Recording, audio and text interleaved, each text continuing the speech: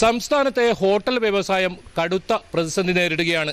പതിനായിരങ്ങളാണ് ഈ മേഖലയെ ആശ്രയിച്ച് ജീവിക്കുന്നത്. ഇവരുടെ പ്രശ്നങ്ങളാണ് ഇന്ന് ഞാനുണ്ട് ഇവിടെ ചോദിക്കാൻ ചർച്ച ചെയ്യുന്നത്. സ്വാഗതം.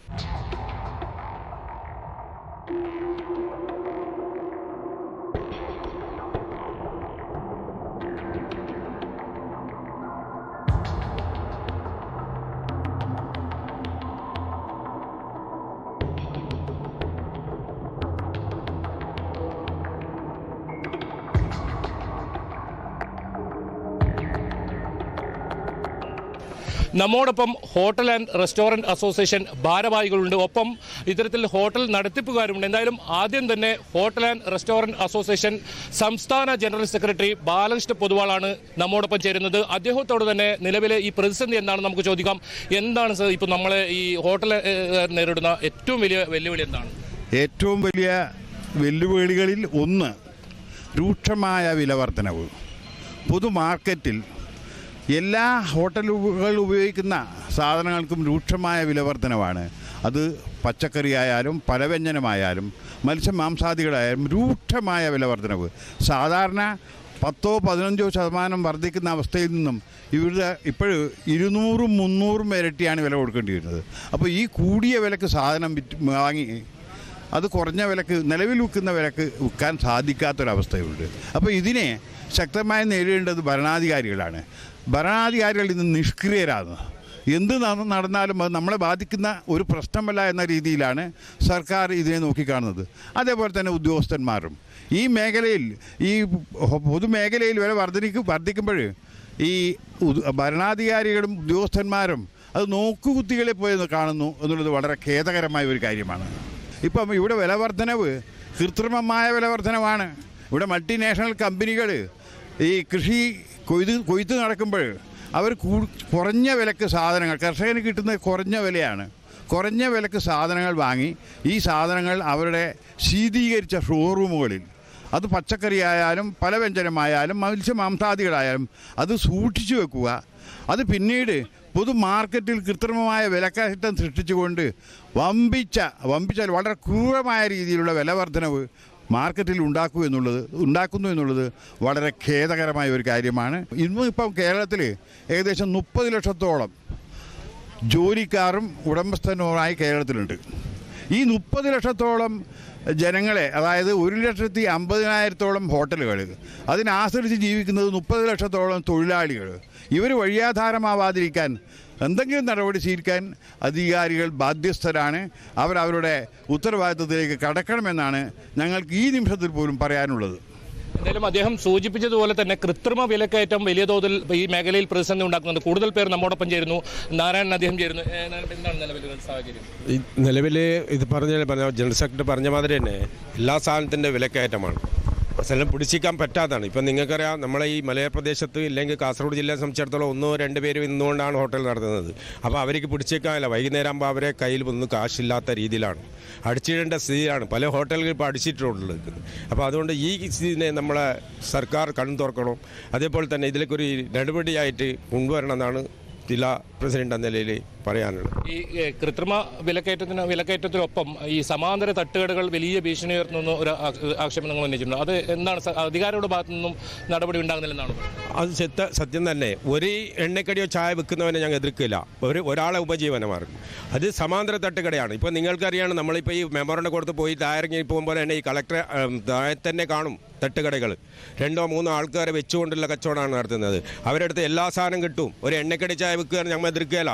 നമ്മൾ ഈ പൊറോട്ട, ചപ്പാത്തി, ഇനി ബിരിയാണിയും എല്ലാ ഐറ്റം അവിടെ കിട്ടുകയാണെങ്കിൽ പിന്നെ നമ്മൾ ഇത്ര ലൈസൻസ് കാര്യങ്ങളൊക്കെ ചെയ്തുകൊണ്ട് എന്താ കാര്യമുള്ളത്?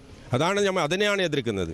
ആ സമാന്തര തട്ടുകളെയാണ് നമ്മൾ എതിർക്കുന്നത്. വിലക്കയറ്റത്തിൻ്റെ പ്രശ്നം നമ്മൾ കുടുംബം നടത്തുന്ന ഹോട്ടലാണ്. വൈകുന്നേരം ആകുമ്പോഴത്തേക്ക് ഒന്നുമില്ലാത്ത അവസ്ഥയിലാണ് വരുന്നത്.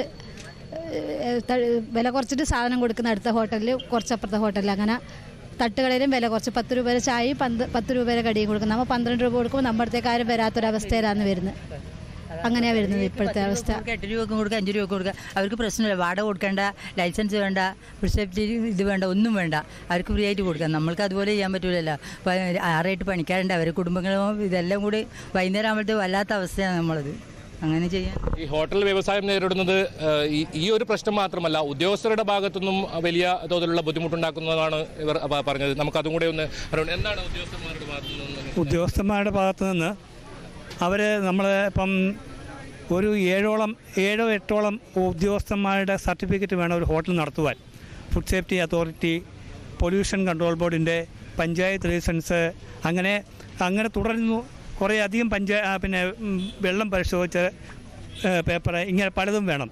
ഇതിനൊക്കെ നമ്മൾ ചെല്ലുമ്പോൾ ഇപ്പോൾ ലൈസൻസ് എടുക്കുന്നതിന് സർക്കാർ ഒരു നിയമം പാസ്സാക്കിയിട്ടുണ്ട്.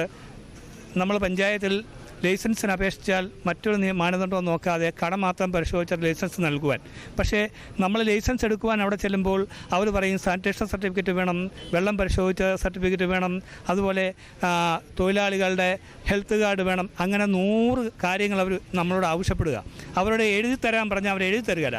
അവരെ നമ്മളെ ബുദ്ധിമുട്ടിപ്പിക്കുന്ന ഒരു സമീപനമാണ്.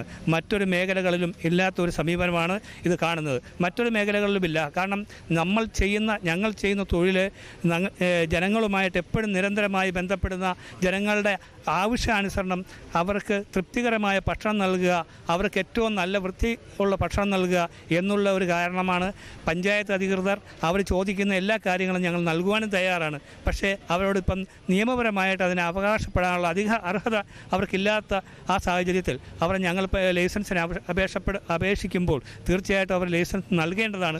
മറ്റിതര സംസ്ഥാനങ്ങളിൽ എന്താണെന്ന് ചോദിച്ചാൽ ലൈസൻസ് അപേക്ഷിച്ചാൽ ലൈസൻസ് ആ വ്യവസായിക്ക് കൊണ്ടുവന്നു കൊടുക്കുന്ന ഒരു സമീപനമാണുള്ളത്. പക്ഷേ കേരളത്തിലെ ഉദ്യോഗസ്ഥന്മാർ ഇന്നും പഴയ കാലഘട്ടം അത് അനുസ്മരിപ്പിക്കുന്ന വിധത്തിൽ അവർ ഇന്നും ആ പഴയ മാമൂലുകളെ പിടിച്ചുകൊണ്ട് നിൽക്കുന്ന ഒരു കാലഘട്ടമാണ്.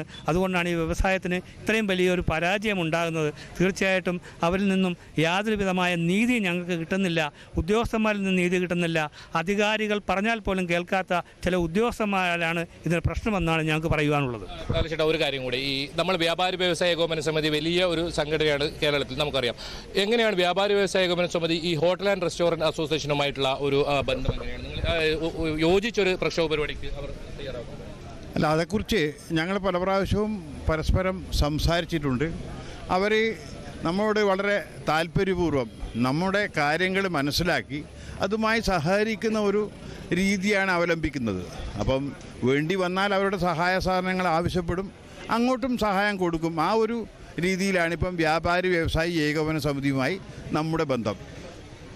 സമരം കൂടുതൽ കടുപ്പിക്കാൻ തന്നെയാണ് തീരുമാനം. ഈ രീതിയിലാണ് സമരം കൂടുതൽ സർക്കാർ അതുപോലെ തന്നെ അധികാരികൾ ഞങ്ങളിന്ന് ആവശ്യപ്പെട്ട കാര്യങ്ങൾ അംഗീകരിക്കാൻ തയ്യാറില്ലെങ്കിൽ ഞങ്ങളുടെ സഹോദര സംഘടനകളുമായി ബന്ധപ്പെട്ട് കേരളത്തിൽ ശക്തമായ രീതിയിലുള്ള ഒരു സമര പരിപാടി തന്നെയാണ് ആസൂത്രണം ചെയ്തിരിക്കുന്നത്. അപ്പം എന്ത് ചെയ്യുന്നു എന്ന് ഞങ്ങൾ വിലയിരുത്തിയതിന് ശേഷം ഞങ്ങളൊരു യോഗം ചേർന്ന് അതിനുശേഷം സഹോദര സംഘടനകളുമായി ബന്ധപ്പെട്ട് ശക്തമായ രീതിയിലുള്ള ഒരു സമര പരിപാടി തന്നെയാണ് ഞങ്ങൾ ആസൂത്രണം ചെയ്തിരിക്കുന്നത്. കൂടുതൽ പേർ നമ്മോടൊപ്പം ചെയ്യുന്നു. എന്താണ് പ്രദേശം നിലവിലൊരു സാഹചര്യം? ഇപ്പോൾ നമുക്ക് ഏത് രീതിയിലായാലും കച്ചവടം മുന്നോട്ട് പോകാൻ പറ്റാത്തൊരവസ്ഥയിലാണ് ഉള്ളത്. കാരണം വെച്ചാൽ സർവ്വത്ര വില കൂടുതലാണ്. ഒരു സാധനത്തിനും വില കുറഞ്ഞിട്ടില്ല. അതേപോലെ തന്നെ വാടകയായാലും ശരി, കറണ്ടായാലും ശരി. അപ്പോൾ നമ്മൾ ഈ സമരത്തിന് നിർബന്ധിക്കപ്പെട്ടിരിക്കുകയാണ്. കാരണം വെച്ചാൽ ഒരാൾക്കും ചെയ്യാൻ പറ്റുന്നില്ല. ഇത്രയും നമ്മുടെ ഈ സംഘടനയിൽ ഇത്രയും ആൾക്കാരും ഈ കാണുമ്പോൾ തന്നെ നിങ്ങൾക്കിത് മനസ്സിലാവും. കാരണം വെച്ചാൽ എത്രയാണ് ഓരോരാളെ ബുദ്ധിമുട്ടും വിഷമങ്ങളും എന്നുള്ളത്. അത്രയും ത്യാഗം സഹിച്ചാണ് ഇത്രയും ചെറിയ കുട്ടികളടക്കമാണ് ഇന്നത്തെ ഈ സമരത്തിന് ഇവിടെ വന്നിട്ടുള്ളത്. അത്രയും ബുദ്ധിമുട്ടും പ്രശ്നങ്ങളുമാണ് എല്ലാ ഹോട്ടലുകളും അനുഭവിക്കുന്നത്. അതിനൊരു പരിഹാരം കണ്ടേ പറ്റൂ. കാണുന്നവരെ നമ്മൾ ഈ സമരം മുന്നോട്ട് പോകും. സർ, ആദ്യം തന്നെ ഞങ്ങൾ ഈ സമരത്തിലേക്ക് കടന്നു വന്ന ന്യൂസ് 18 ചാനലിനും പ്രത്യേകിച്ച് റിപ്പോർട്ടർ ബൈജുവിനും കാസർഗോഡ് ജില്ലയുടെ പേരിലുള്ള അഭിനന്ദനങ്ങൾ അറിയിക്കുകയാണ്. കാസർഗോഡ് ജില്ലയിലെ അല്ലെങ്കിൽ കേരളത്തിലെ ഹോട്ടലുകാരെ കുറിച്ച് പറഞ്ഞാൽ ഞങ്ങൾ ശരിക്കും ഇപ്പോൾ ആശുപത്രിയിലെ വെന്റിലേറ്റർ കിടക്കുന്ന ആളുകളാണ്. അവിടുന്ന് ഞങ്ങൾക്ക് ഉയർത്തെഴുന്നേൽക്കണം. കാസർഗോഡ് ജില്ലയിലെ ഇന്ന് കളക്ട്രേറ്റിന് മുമ്പിലാണ് തരണമെങ്കിൽ നാളെ ഞങ്ങൾക്ക് കാസർഗോഡ് ജില്ലയിൽ 22ഓളം യൂണിറ്റുകളുണ്ട്. ഈ 22ഓളം യൂണിറ്റുകളുടെ മുമ്പിൽ വെച്ചുകൊണ്ട് അതാത് തദ്ദേശ സ്വയംഭരണ മുനിസിപ്പാലിറ്റികളുടെ മുമ്പിൽ അതാത് യൂണിറ്റുകളെ പങ്കെടുപ്പിച്ചുകൊണ്ട് ഞങ്ങൾ പ്രതിഷേധ സമരം നടത്തും. പഞ്ചായത്തുകളുടെ മുമ്പിൽ. അതുമാത്രമല്ല സാർ, നിങ്ങൾക്ക് പല പ്രാവശ്യം റിപ്പോർട്ട് ചെയ്തിട്ടുണ്ടല്ലോ. ഇപ്പോൾ തിരൂർ പിടിച്ച ചായപ്പൊടി ഇല്ലേ, വൻ മാഫിയ സംഘം തന്നെയല്ലേ അതിൻ്റെ പുറകിലുണ്ടായിരുന്നത്. ഏതെങ്കിലും ഒരു ഹോട്ടലിൽ ഒരു ഭക്ഷ്യവിഷബാധ എന്ന് പറഞ്ഞ് ആരെങ്കിലും ഒരാൾ മരിക്കുകയോ അല്ലെങ്കിൽ 4 പേര് ഒരുമിച്ച് ഹോസ്പിറ്റലിൽ അഡ്മിറ്റ് ആവുകയോ ചെയ്തു കഴിഞ്ഞാൽ സർക്കാർ ഉടനെ ഓപ്പറേഷൻ ഡി, ഓപ്പറേഷൻ ക്യൂ എന്നൊക്കെ പേരിട്ടുകൊണ്ട് ഹോട്ടലുകാരുടെ മുഖത്തേക്ക് ഓടി കയറി വരുന്ന അല്ലെങ്കിൽ ഹോട്ടലുകാരുടെ അടുത്തേക്ക് ഓടി വരുന്നൊരു സമീപനമുള്ളത്. എന്തുകൊണ്ട് ഈ തട്ടുകടക്കാരുടെ പേരിൽ ഇത്രയും വലിയ ഒരു ചായപ്പൊടി വേട്ട നടത്തിയിട്ട് പോലും അവരുടെ ഒരാളുടെ പേരിൽ പോലും ഒരു തട്ടുകട പോലും ഒരു ഓഫീസർമാരും പോയി അന്വേഷിക്കുന്ന ഈ ഒരാഴ്ച കൊണ്ട് നമുക്ക് കാണാൻ പറ്റില്ല സാർ. എന്തായാലും മറ്റൊരു കാര്യം, ഈ നമ്മുടെ ഹോട്ടലുകൾ നമ്മുടെ അസോസിയേഷനിൽപ്പെട്ടവരുടെ ആയാലും വൃത്തിയുടെ കാര്യത്തിൽ ഏത് തരത്തിലാണ് ഈ അസോസിയേഷൻ ഇടപെടുന്നത്? നമുക്കറിയാം ഷവർമ്മ നേരത്തെ ഉണ്ടായ ദുരന്തങ്ങളൊക്കെ കേരളത്തിൽ വലിയ ചർച്ചയായിരുന്നു. ഹോട്ടലുകൾക്കെതിരെ വലിയ തോതിലുള്ള വിമർശനവും ഉയർന്നു വന്നിരുന്നു, സാഹചര്യം ഉണ്ടായിരുന്നു. അത് ഏത് രീതിയിലാണ് സംഘടന എന്ന നിലയിൽ നിങ്ങളുടെ സംഘടന സംസ്ഥാനത്തൊട്ടുക്കുള്ള ഹോട്ടലുകാർക്ക് നിർദ്ദേശം കൊടുത്തിട്ടുണ്ട്. സർക്കാർ പറഞ്ഞത് പച്ചമുട്ട ഉപയോഗിച്ച് മയോണൈസ് ഉപയോഗിക്കാൻ പാടില്ല. ഇന്ന് ഹോട്ടലുകാരും അത് ഉപയോഗിക്കുന്നില്ല എന്നുള്ളതാണ് അതിൻ്റെ പരമാർത്ഥം. അതിലുപരി ഹൈജീനിക് മോണിറ്ററിംഗ് കമ്മിറ്റി ഉണ്ടാക്കിക്കൊണ്ട് എല്ലാ ഹോട്ടലുകളും ഞങ്ങൾ തന്നെ പരിശോധിക്കുന്ന ഒരു സംവിധാനം ഹോട്ടൽ സംവിധാനത്തിൽ നിന്നുണ്ടായിട്ടുണ്ട്. ഇതിലെല്ലാം ഉപരി നിങ്ങളെല്ലാം ശ്രദ്ധിക്കേണ്ടത് 40 വർഷമായി ഞങ്ങൾ ആവശ്യപ്പെടുന്നതാണ് ഞങ്ങളെ ചെറുകിട വ്യവസായത്തിൽ ഉൾപ്പെടുത്തണം, MSMEയിൽ ഉൾപ്പെടുത്തണമെന്ന്. കേന്ദ്ര സർക്കാർ പച്ചക്കൊടി കാട്ടിയിട്ടുണ്ടെങ്കിൽ പോലും സംസ്ഥാന സർക്കാർ സാമ്പത്തിക പ്രതിസന്ധി കൊണ്ട് ഇന്ന് ആനുകൂല്യം ഞങ്ങൾ കിട്ടുന്നില്ല എന്നുള്ളതാണ്. ആ ആനുകൂല്യം കിട്ടിക്കഴിഞ്ഞാൽ ഞങ്ങൾക്ക് ഇന്ന് 5% GST അടയ്ക്കുന്നത് അത് വ്യവസായത്തിൻ്റെ ആനുകൂല്യത്തെ 1% കുറയും. അതുപോലെ തന്നെ ബാങ്കിൽ നിന്ന് ഞങ്ങൾക്ക് ആവശ്യമുള്ള ലോണുകൾ കിട്ടും. അങ്ങനെ കറണ്ട് ബില്ല് 3.20 കുറഞ്ഞു കിട്ടും. പക്ഷേ എന്തുകൊണ്ട് അത് സംസ്ഥാന സർക്കാരും കേന്ദ്ര സർക്കാരും നടപ്പാക്കുന്നില്ല എന്നുള്ളതാണ് ഇന്ന് ഏറ്റവും വലിയ പ്രശ്നം. എന്താ, ഒരു ദിവസം കറണ്ട് ബില്ല് അടക്കാൻ തെറ്റിയാൽ ഫൈന്, വാട്ടർ ബില്ല് അടക്കാൻ തെറ്റിയാൽ ഫൈന്. സർക്കാരുകൾ പലിശ വാങ്ങുന്ന ഒരു മിഷനറി മാറരുതെന്നാണ് ഞങ്ങളുടെ അപേക്ഷ. അതുകൊണ്ട് തന്നെ ഇത് മുന്നോട്ട് കൊണ്ടുപോകാൻ വലിയ ബുദ്ധിമുട്ടായിട്ട് ഇടപെടുകയാണ്. നിരന്തരമായി ഹോട്ടലുകാരൻ, നിങ്ങൾക്കറിയോ ഷവർമേൻ്റെ പ്രശ്നം കാസർഗോഡ് ഉണ്ടായപ്പോൾ എങ്ങനെയാണ് ആ കുട്ടി മരിച്ചത്? ഹോട്ടലുകാരനെ ജയിലിൽ കിടക്കേണ്ടി വന്നില്ലേ? അപ്പോൾ ഞങ്ങൾ പറയുന്നത് അതിൻ്റെ പരിശോധനാ റിസൾട്ട് വന്നതിന് ശേഷം ഹോട്ടലുകാരൻ കുറ്റക്കാരനെ അവരെ അറസ്റ്റ് ചെയ്യണം. അല്ലാതെ പത്രതാളുകളിൽ അല്ലെങ്കിൽ ഏതെങ്കിലും ഒരു വ്യക്തി ഒരു കംപ്ലയിൻറ്റ് പറയുമ്പോൾ ഓടി വന്നവനെ ജയിലിലിടുന്ന ഒരു സംവിധാനത്തിൽ നിന്ന് മാറണം എന്നാണ് ഞങ്ങൾക്ക് പറയാനുള്ളത്. അത് വലിയൊരു ക്രൂരമായ നടപടിയാണ്. കാരണം അവൻ വർഷങ്ങളായി കെട്ടിപ്പടുത്തിയവൻ്റെ ഒരു പേരും പെരുമയും നഷ്ടപ്പെടുന്നു, സമൂഹത്തിൽ ഒറ്റപ്പെടുന്നു. ഈ രീതിയിലാണ് ഹോട്ടലുകാരൻ പോകുന്നത് എന്നുള്ളതാണ്. 10,000-കണക്കിന് ആളുകളുടെ ഒരു ഉപജീവന മാർഗം കൂടിയാണ് ഈ ഹോട്ടൽ വ്യവസായം. അതിൽ കൂടുതൽ പ്രശ്നങ്ങളിലേക്ക് നമുക്ക് വരാം. ചെറിയൊരു ഇടവേള.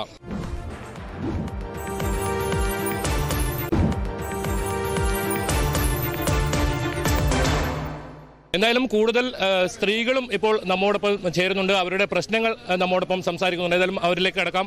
എന്താണ് നിങ്ങൾ ഇപ്പോൾ നേരിടുന്ന ഏറ്റവും വലിയ പ്രതിസന്ധി? വില രീതി ഭക്ഷണത്തിന് വില കുറവായിട്ടാകുമ്പോൾ ഇതാക്കാൻ പറ്റുന്നില്ല. അതന്നെ, വേറെ ഒന്നുമില്ല. ഞങ്ങൾക്ക് വില ഭക്ഷണത്തിന് എല്ലാ സാധനത്തിനും വില അധികമാക്കണം. അത്ര എന്താണ് വില വർധനവ് എത്രത്തോളം ബാധിച്ചു? ഇതിനെ പറ്റി നല്ലൊരു ഇതുണ്ട് ഞങ്ങൾക്ക്. ഞങ്ങൾ ചെറിയൊരു ഹോട്ടൽ നടത്തുന്നതാണ്. ഞങ്ങൾക്ക് ഇങ്ങനെ ഹോട്ടൽ നടത്തിയിട്ട് വൈകുന്നേരം ആകുമ്പോൾ കടയിലും കൊടുത്തു, മീൻ മേടിച്ചെടുത്തെല്ലാം കൊടുത്തിട്ടേറ്റവും പിന്നെ വീട്ടിൽ കൊണ്ടുപോകാനൊന്നും കിട്ടുന്നില്ല. അങ്ങനെയാണ് ഞങ്ങളുടെ സാഹചര്യം ഉള്ളത്. ഇതാണോ നിങ്ങളുടെ ഉപജീവന മാർഗം? അതന്നെ, വേറെ ഇല്ല. 2 പെണ്ണു പിള്ളേരാണ്, പഠിക്കുന്നുണ്ട്. എന്നെ കൊണ്ടുതന്നെ പോകും. എന്താണ് ഈ വില വർധന കൊണ്ട് വന്ന് അന്നത്തെ ദിവസത്തത് അന്നന്ന് ഷോപ്പിൽ കൊടുത്തിട്ട് തീർക്കാനേ ಉಳ್ಳು. നമ്മൾക്ക് എന്തു കിട്ടുന്നില്ല. അതൊരു ഭയങ്കര ബുദ്ധിമുട്ടുണ്ട്. ನಾವು ತಂದು ಸಾಮಾನಿಗೆ ಅಂಗಡಿಗೆ ಆಗ್ತದೆ, ನಮಗೆ ಏನು ಸಿಗುವುದಿಲ್ಲ. ಅದರಲ್ಲಿ ಸಂಬಳ ಕೊಟ್ಟು 1-2 ಜನ ಮಾಡಿದ್ರು ಅದಕ್ಕೆ ಸರಿ ಆಗ್ತದೆ. ನಮಗೆ ಜಾಸ್ತಿ ಮಾಡಬೇಕು. ನೀವು തള്ളപ്പാടി ഹോട്ടലാണോ അതിർത്തിയിലാണോ? എന്താണ് അതിർത്തിയിലൊരു അവസ്ഥ? എന്താണ് അതിർത്തി അവസ്ഥ? അവിടെ റേറ്റ് എല്ലാം കമ്മിയുണ്ട്.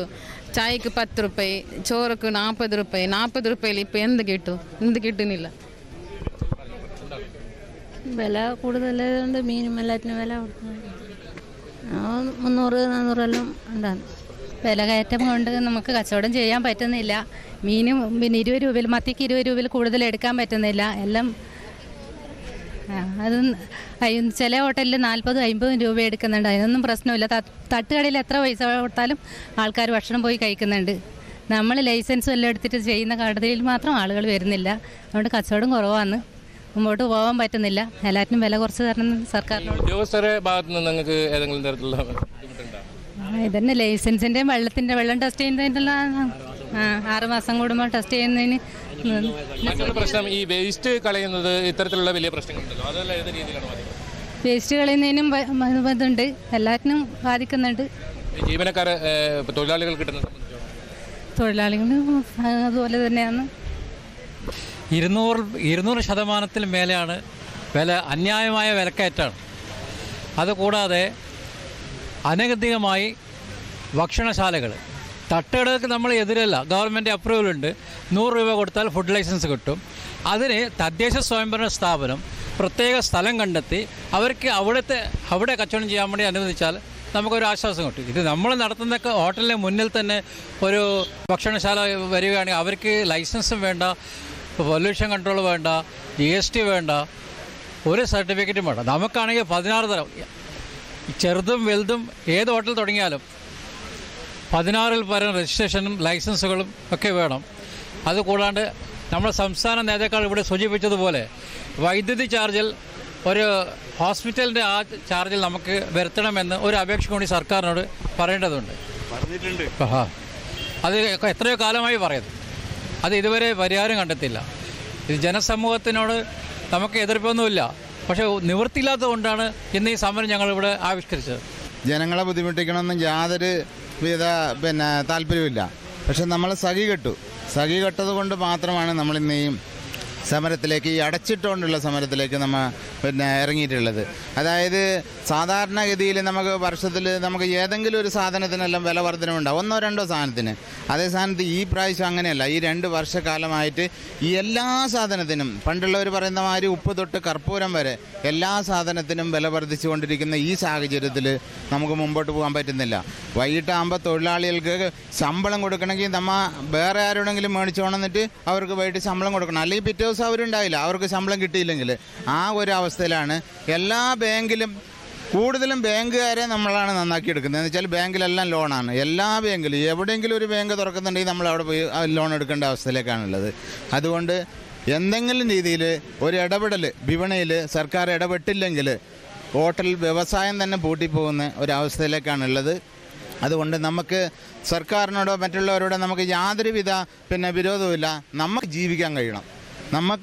നമ്മൾ സർക്കാരിനെയോ അല്ലെങ്കിൽ മറ്റാരെയും നമ്മൾ ബുദ്ധിമുട്ടിക്കുന്നില്ല. നമ്മൾ സ്വയം തൊഴിൽ കണ്ടെത്തിയിട്ടാണ് നമ്മൾ ഈ പ്രസ്ഥാനം കൊണ്ടുപോകുന്നത്. നമ്മൾ സർക്കാരിൻ്റെ എന്തെങ്കിലും ഒരു അനുകൂലം നമുക്ക് കിട്ടുന്നുമില്ല, നമ്മൾ തേടുന്നുമില്ല, നമ്മൾ വേണമെന്നും പറയുന്നില്ല. പക്ഷെ ഞങ്ങൾക്ക് ജീവിക്കണം. ഞങ്ങൾക്ക് സ്വയം തൊഴിൽ ചെയ്ത് ജീവിക്കാനുള്ള ഒരവസരം ഈ സർക്കാർ വിപണിയിൽ ഇടപെട്ടുകൊണ്ട് ഈ വില നിയന്ത്രണം ഒരു ഏകീകരിച്ചുകൊണ്ട്, അതായത് വിലയെ പിടിച്ചു നിർത്താനുള്ള സംവിധാനം സർക്കാരിൻ്റെ ഭാഗത്തു നിന്നുണ്ടാകണം.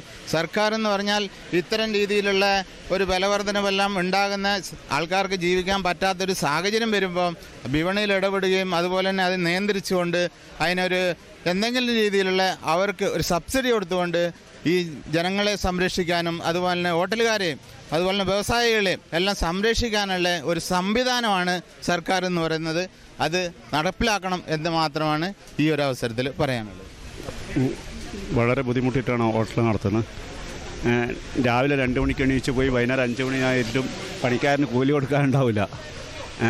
രാവിലെ 2 മണിക്ക് പോയി ഞാൻ കിട്ടുന്ന കാര്യത്തിലും ബുദ്ധിമുട്ടാണ്. ജോലിക്കാരുണ്ട്, കച്ചവടം ചെയ്ത് വൈകുന്നേരം പോകുമ്പോൾ പണിക്കാരന് കൂലി കൊടുക്കാനുണ്ടാവില്ല. വളരെയധികം കഷ്ടം. ഞാൻ 10-15 വർഷമായിട്ട് കച്ചവടം ചെയ്യുന്ന ഒരു കച്ചവടക്കാരനാണ്. വളരെ കഷ്ടപ്പാടിപ്പോൾ. ഒരു ജോലിക്കാരനെ ഇല്ല. ഞാനും എൻ്റെ ഭാര്യയും കഷ്ടപ്പെടുന്നു. ഞാൻ രാവിലെ 2 മണിക്ക് എണീക്കും, 2 മണിക്ക് വൈകുന്നേരം 5 മണി വരെ ഹോട്ടലിൽ കഷ്ടപ്പെടും. എന്നാലും നമ്മളെ കൂലി പൈസ ഉണ്ടാവില്ല. ഭയങ്കര ബുദ്ധിമുട്ട്. ನಮ್ಮದಂದರೆ ಸಮಸ್ಯೆ ಅಂದರೆ ಈ ವೇಸ್ಟ್ ನೀರಿನ ಸಮಸ್ಯೆ. ಇಲ್ಲಿ ವೇಸ್ಟ್ ನೀರು ಈ ಎಲ್ಲ ಹೋಟ್ಲವರು 5 ಸೆನ್ಸು 2 ಸೆನ್ಸು ಎಲ್ಲ ಇದು ಮಾಡುವಾಗ ಅದರಲ್ಲಿ ನಮಗೆ ಡ್ರೈನೇಜಲ್ಲಿ ನೀರು ಬಿಡಲಿಕ್ಕೆ ಇರೋ ಸೌಕರ್ಯ ಇಲ್ಲ. ಅದನ್ನು ಕೂಡ ನಮಗೆ ಸರ್ಕಾರ ಅದಕ್ಕೆ ಬೇಕಾದ ವ್ಯವಸ್ಥೆ ಮಾಡಿಕೊಡಬೇಕು. ഈ എല്ലാ സിറ്റികളിലും കൂടെ വേസ്റ്റ് നീരെല്ല ഇത് സർക്കാർ ചരണ്ടിയിലേ ಹೋಗ್ತಾ ഇರುವುದು. ഏകദേശം 10-30 ലക്ഷത്തെ ആൾക്കാർ സ്വന്തം തൊഴിലെടുത്ത് ജീവിക്കാൻ വേണ്ടിയിട്ടാണ് കഷ്ടപ്പെടുന്നത്. ഇതിന് ചില സർക്കാർ മേഖലകളിൽ ഞങ്ങളെ നിരന്തരം ശല്യം ചെയ്തുകൊണ്ടിരിക്കുകയാണ്. ഒരു വർഷമാണെങ്കിൽ ഏകദേശം 30-40 ഉറുപ്പ്യാണ് ലൈസന്. അതുപോലെ തന്നെ തൊഴിലാളികളെ ക്ഷാമം, തൊഴിലാളികളെ കിട്ടുന്നില്ല. അതുപോലെ തന്നെ ഇവിടെ ഗവൺമെൻറ് തൊഴിലില്ലാത്തവരെ പല മേഖലകളിലും ഈ സ്ത്രീകളൊക്കെ ഇതാക്കി ഗവൺമെൻറ് അവർക്ക് സഹായം കൊടുത്ത് തൊഴിലുറപ്പ് പദ്ധതി, അതുപോലെ തന്നെ ഈ ഹരിതകർമ്മസേന, അതുപോലെ തന്നെ പല മേഖലകളിൽ സാധാരണ ഞങ്ങളെപ്പോലുള്ളവർ ഒരു മാസം 1600 രൂപ പെൻഷൻ വാങ്ങുന്നവരുണ്ട്. ഞങ്ങൾക്ക് പെൻഷനും ഇല്ല, ഞങ്ങൾക്ക് സംഭാവനയും ഇല്ല, ഞങ്ങൾക്ക് സഹായവും ഇല്ല. ഞങ്ങളെ ഹോട്ടലിൽ ചില ഉദ്യോഗസ്ഥന്മാർ വന്ന് പരിശോധിക്കുന്ന, അവർ രാവിലെ 8 മണിക്ക് വന്ന് വൈകുന്നേരം 5 മണിയാകുമ്പോൾ അവരെ ഡ്യൂട്ടി കഴിഞ്ഞ് അവർ പോകുന്ന പോക്കിന് അനധികൃത തട്ടക്കടയിൽ നിന്ന് ചായയും കുടിച്ചിട്ട് മുഖം തോർത്തിയിട്ട് പോകുന്ന കാണുമ്പോൾ മനസ്സിൻ്റെ ഉള്ളിൽ നിന്ന് സങ്കടം തോന്നുകയാണ്. ഇത്രയെല്ലാം കഷ്ടപ്പെടുന്ന ഞങ്ങൾക്ക് വില കൂടുന്നൊരു പ്രതിഭാസമാണ് നമുക്ക് അങ്ങനെ തോന്നാം. പക്ഷേ ഗവൺമെൻറ് മിഷനറികളിൽ നിന്ന് നമുക്ക് ശരിയായ സംരക്ഷണം, അതിനുള്ളതായ പോംവഴികൾ ഗവൺമെൻറ്റുകൾ, ഞങ്ങൾ തൊഴിൽ രഹിതരാണ്. ഞങ്ങൾ എത്രയോ വർഷങ്ങളായി ഞാൻ ജോലി ചെയ്തിട്ട് 2 അറ്റം മുട്ടിക്കാൻ കഴിയാത്ത ഒരവസ്ഥയിൽ ഇതെങ്ങനെ ചെയ്യണം? വയസ്സ് 70ആയി. എനിക്കാണെന്നുണ്ടെങ്കിൽ സർക്കാർ പിന്നെ പെൻഷൻ തരണം. ഞങ്ങൾക്ക് തരൂല, ഞങ്ങൾക്ക് കിട്ടൂല, ഞങ്ങൾ ചോദിക്കുന്നില്ല. അഭിമാനത്തോടു കൂടി ഞങ്ങൾ കച്ചവടം ചെയ്യുന്ന ഞങ്ങളെ സഹായിക്കണം. അത് ഏതറ്റം വരും. ഇത് ഈ കറൻറ്റിന് ഇപ്പോൾ ഒരു സാറ് പറഞ്ഞു, ഗവൺമെൻറ് ഹോസ്പിറ്റലിൽ 3 ഉറുപ്പ്യാന്ന് കറൻറ്റിന്, ഞങ്ങൾക്ക് 11 ഉറുപ്പ്യാന്ന്. എന്ത് പ്രതിഭാഷയാണിത്? ഞങ്ങളെ സഹായിക്കേണ്ടവർ ഞങ്ങളെ ദ്രോഹിച്ചാൽ ഞങ്ങളെങ്ങനെ പോവും? ആരോട് പറയും? രാജാക്കന്മാരെ സഹായിക്കൂ എന്നല്ലേ ഞങ്ങൾക്ക് പറയാനുള്ളൂ. ഞാൻ ഈ കാസർഗോഡ് ജില്ലയിലെ അങ്ങേയറ്റമായ ചീമേനി എന്ന സ്ഥലത്താണ് എൻ്റെ സ്ഥാപനം. ഏകദേശം ഈ സംഘടനയിൽ ഒരു വലിയ പരിചയം, 3-4 മാസത്തെ പരിചയം മാത്രമാണ് ഈ സംഘടനയിലുള്ളത്. കാരണം ഇന്ന് വർദ്ധിച്ചു വരുന്ന ഈ വിലയുടെ അടിസ്ഥാനത്തിൽ നമുക്ക് പിടിച്ചു നിൽക്കാൻ പറ്റാത്തൊരു സാഹചര്യം വന്നപ്പോൾ നമ്മൾ പല തട്ടുകടകളും ചീമേനിയും ആ പരിസര പ്രദേശങ്ങളിലും നമ്മൾ 12 രൂപയ്ക്ക് ചായ കൊടുക്കുമ്പോൾ 10 രൂപയ്ക്ക് ചായ കൊടുക്കാനും, നമ്മുടെ കടയിൽ 12 രൂപ ചായക്ക് വാങ്ങുമ്പോൾ തൊട്ടടുത്ത കടയിൽ 10 രൂപ കിട്ടുന്നുണ്ട് എന്ന് പറയുകയും എന്നാൽ നമുക്ക് കച്ചവടത്തിന് നന്നായിട്ട് ബാധിക്കുന്നു. അനധികൃതമായിട്ട് ഒരുപാട് തട്ടുകടകൾ നമ്മുടെ പ്രദേശത്തുണ്ട്. പ്രത്യേകിച്ച് വർഷങ്ങളോളമായി ഞാൻ ഈ വ്യാപാര മേഖലയിലുള്ള ഒരാളാണ്. എൻ്റെ ഒരു എക്സ്പീരിയൻസ് വെച്ച് നോക്കുമ്പം നേരത്തെ ആണെങ്കിൽ ഒരു ദിവസം ബിസിനസ് ചെയ്താൽ 50%, 60% വരെ ലാഭം ഉണ്ടായിരുന്നൊരു ബിസിനസ്സാണ്. ഇപ്പോൾ അത് തികച്ചും ഇല്ലാതിരിക്കുന്ന ഒരു അവസ്ഥയിലേക്കാണ് പോയത്. അതിൽ ഒന്നാമത്തെ കാരണം ഇപ്പോഴുള്ള കടന്നുകയറ്റം, ഓൺലൈൻകാരുടെ ഫുഡ് ഡെലിവറി ആപ്പുകളുടെ കടന്നുകയറ്റം. 20%, 20% അവർക്ക് നമ്മൾ കമ്മീഷൻ കൊടുക്കണം. ആകെ ഒരു ദിവസം കച്ചവടം ചെയ്താൽ കിട്ടുന്നത് 20%. അതിലവർക്ക് കൊടുക്കേണ്ടത് 20%. പിന്നെയുള്ളത് ഇപ്പോഴത്തെ ഉദ്യോഗസ്ഥന്മാരുടെ പീഡനം. ഒരു ഹോട്ടലിൽ ഹെൽത്ത് വിഭാഗം വന്ന് പരിശോധന നടത്തി ഭക്ഷണം പിടിച്ചെടുത്താൽ അവർ ഒരു മാനദണ്ഡവുമില്ലാതെ ദിവസങ്ങളോളം പഴകിയ ഭക്ഷണം എന്ന് പറഞ്ഞ് പത്രമാധ്യമങ്ങളിലും ദൃശ്യമാധ്യമങ്ങളിലും കൊടുത്ത് ഒരു ഹോട്ടലിനെ അപകീർത്തിപ്പെടുത്തുകയാണ് ചെയ്യുന്നത്. അതിനെ ലാബിൽ കൊണ്ടുപോയി ടെസ്റ്റ് ചെയ്ത് മാത്രമാണ് അതിൻ്റെ എത്ര ദിവസം പഴക്കമുള്ള ഭക്ഷണം എന്ന് മനസ്സിലാക്കാൻ പറ്റുകയുള്ളൂ. അതൊരു മാനദണ്ഡവുമില്ലാതെയാണ് ഇങ്ങനെ ചെയ്യുന്നത്. ഇതെല്ലാം ഹോട്ടൽ വ്യാപാര മേഖല ശരിക്കും തകർത്തുന്ന ഒരു കാര്യമാണ്. ഈ വിഷയത്തിൽ കൂടുതൽ പേർ നമ്മോടൊപ്പം പ്രതികരിക്കാൻ ചേരുന്നുണ്ട്.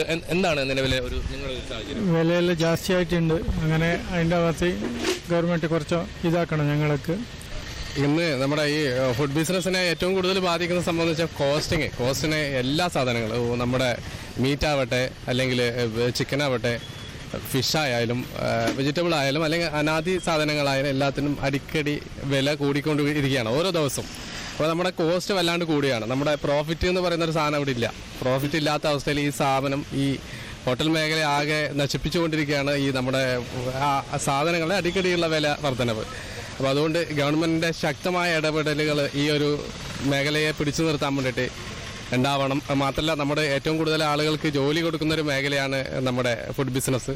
അപ്പോൾ അതുകൊണ്ട് തീർച്ചയായിട്ടും ഒരു മേഖല നിലനിർത്തേണ്ടത് എല്ലാവരുടെയും ആവശ്യമാണ്. ഗവൺമെൻറ്റിൻ്റെ ശക്തമായ ഇടപെടലുകൾ എന്തായാലും ഉണ്ടാവണം എന്നാണ് ഈ ഒരു അവസരത്തിൽ പറയാനുള്ളത്. ഈ കോവിഡിനെ തുടർന്ന് നിരവധി ഹോട്ടലുകൾ അടച്ചുപൂട്ടുന്ന ഒരു സാഹചര്യം ഉണ്ടായിരുന്നു. നമുക്കറിയാം, കുടുംബം, സ്ത്രീകൾ ഉൾപ്പെടെ നിരവധി പേർ ഈ മേഖലയിൽ ജോലി ചെയ്യുന്നവരാണ്. ഈ തൊഴിലാളികളുടെ ക്ഷാമമൊക്കെ ഏത് രീതിയിലാണ് ഇപ്പോൾ? ഈ തൊഴിലാളികൾ കിട്ടുന്നുണ്ടോ? നമുക്ക് എന്താണ് നിലവിൽ? ശരിക്കും പറഞ്ഞാൽ ഈ ഒരു മേഖലയിൽ സ്കിൽഡായിട്ടുള്ള തൊഴിലാളികൾ സൃഷ്ടിക്കാൻ വേണ്ടിയിട്ട് ഒരുപാട് സ്ഥാപനങ്ങൾ തുടങ്ങാൻ വേണ്ടിയിട്ട്, അതായത് ഇപ്പോൾ ITI പോലുള്ള സ്ഥാപനങ്ങളിൽ ഈ ഒരു ഫുഡ് ബിസിനസ്സിനെ കുറിച്ച് സ്കിൽഡായിട്ടുള്ള ആളുകളെ കൊണ്ടുവരാൻ വേണ്ടിയിട്ടുള്ള തൊഴിൽ മേഖലകൾ സൃഷ്ടിക്കാൻ ഗവൺമെൻറ് സാധിക്കും. കാരണം ഇതൊരു വലിയൊരു മേഖലയാണ്. അപ്പോൾ ഈ മേഖലയെ നിലനിർത്താൻ വേണ്ടിയിട്ട് ഗവൺമെൻറ് ഇതുപോലുള്ള സ്കിൽഡായിട്ടുള്ള ആളുകളെ കൊണ്ടുവരാൻ വേണ്ടിയിട്ട് ഗവൺമെൻറ്റിന് ഇടപെടലുകൾ നടത്താൻ വേണ്ടി സാധിക്കും. മാത്രമല്ല നമ്മുടെ ഇന്ന് ഹോട്ടൽ മേഖലയിൽ എല്ലാവർക്കും അറിയാം, ഇന്ന് വർക്ക് ചെയ്യുന്നത് ഒരു 50% അന്യസംസ്ഥാന തൊഴിലാളികളാണ്. അവർ ഒരിക്കലും സ്കിൽഡ് അല്ല. നമുക്ക് തൊഴിലാളികൾ ആവശ്യത്തിന് കിട്ടാതിരിക്കുമ്പോഴാണ് നമ്മൾ ഇവരെ ആശ്രയിക്കുന്നത്. അപ്പോൾ ഇതിന്നൊരു മാറ്റം ഉണ്ടാവണമെങ്കിൽ തീർച്ചയായിട്ടും ഇതുപോലുള്ള സ്കിൽഡായിട്ടുള്ള ആളുകളെ നമുക്ക് സൃഷ്ടിക്കാൻ വേണ്ടിയിട്ട് നമ്മുടെ ഗവൺമെൻറ് ശ്രദ്ധിച്ചാൽ നടപ്പിലാക്കാൻ വേണ്ടി സാധിക്കും. ഇതുപോലുള്ളൊരു തൊഴിൽ മേഖലയെ മുന്നോട്ട് കൊണ്ടുപോകാൻ വേണ്ടിയിട്ട് ആവശ്യത്തിന് സ്ഥാപനങ്ങൾ ഇവിടെ ഇല്ല കേരളത്തിൽ. വർഷങ്ങളായി ഹോട്ടൽ വ്യവസായം നടത്തുന്ന ഒരാൾ കൂടി നമ്മുടെ മുഞ്ചേരിയാണ്. 65 വർഷമായി ഹോട്ടൽ ബൈര നീലേശ്വരം. അത് മാത്രമല്ല പിന്നെ കോഴിയുടെ ഇവർ പറഞ്ഞ പോലെ തന്നെ കോഴിയുടെ വില കൂടുകയും കുറയുകയും ചെയ്യും. പക്ഷേ ബീഫിൻ്റെ വിലയാണ് ഭയങ്കരമായിട്ട് ഇപ്പോൾ കൂടിക്കൊണ്ടിരിക്കുന്നത്. 400 വില. അത് 400 തന്നെ അങ്ങോട്ട് പോകല്ലാതെ ഇങ്ങോട്ട് ഇറങ്ങുന്ന പരിപാടിയേ ഇല്ല. അതാണ് എനിക്ക് പറയാനുള്ളത്. പ്രധാനമായും നിങ്ങൾക്ക് നേരിടുന്ന പ്രതിസന്ധി എന്താണ്? തൊഴിലാളി പ്രശ്നം തന്നെ. തൊഴിലാളികളെ കിട്ടും, രസം കിട്ടൂല, അങ്ങനെയുള്ള അവസ്ഥയാണ് ഇപ്പോൾ ഉള്ളത്. പിന്നെ കച്ചവടം എന്ന് വെച്ചാൽ മാനസികമായിട്ട് വിഷമമാണ് തുറക്കുമ്പോൾ. ഇപ്പോൾ തൊഴിലാളി ഉണ്ടാവുമോ ഇല്ലയോ എന്നുള്ള പ്രശ്നങ്ങളാണ് പല സ്ഥലത്തും ഉണ്ടാകുന്നത്. ഈ ഉദ്യോഗസ്ഥരുടെ ഭാഗത്തു നിന്നും ഏതെങ്കിലും തരത്തിലുള്ള നിങ്ങൾക്ക് ബുദ്ധിമുട്ട് എന്താണ്? ഒരിക്കലും ഇല്ല. ഉദ്യോഗസ്ഥന്മാർ നല്ല രീതിയിൽ നമ്മളെ പെരുമാറ്റം. അവർ എപ്പോഴും ഇതുവരെ അനുഭവത്തിൻ്റെ വെളിച്ചത്തിൽ പറയുന്ന 65 വർഷമായിട്ടുള്ള ഹോട്ടലാണ് ഞങ്ങളത് നീലേശ്വരത്ത്. അവർ ആ ഒരു ഉദ്യോഗസ്ഥന്മാർ നമ്മുടെ നല്ല പെരുമാറ്റം, മുനിസിപ്പാലിറ്റി ആയാലും അതുപോലെ പഞ്ചായത്ത് ആയാലും എല്ലാം പോലീസ് ഉദ്യോഗസ്ഥന്മാരായാലും എല്ലാം നമ്മുടെ നല്ല പെരുമാറ്റമാണ് അവർ ഇതുവരെ കാണിച്ചുകൊണ്ടിരുന്നത്. കൃത്രിമ വിലക്കയറ്റവും സമാന്തര തട്ടുകടകളുമൊക്കെയായി നിരവധി പ്രശ്നങ്ങളാണ് ഇവർക്ക് മുന്നിലുള്ളത്. സർക്കാരിൻ്റെ അടിയന്തര ശ്രദ്ധ ഇവരുടെ പ്രശ്നങ്ങൾക്ക് മേൽ പതിയേണ്ടതുണ്ട്.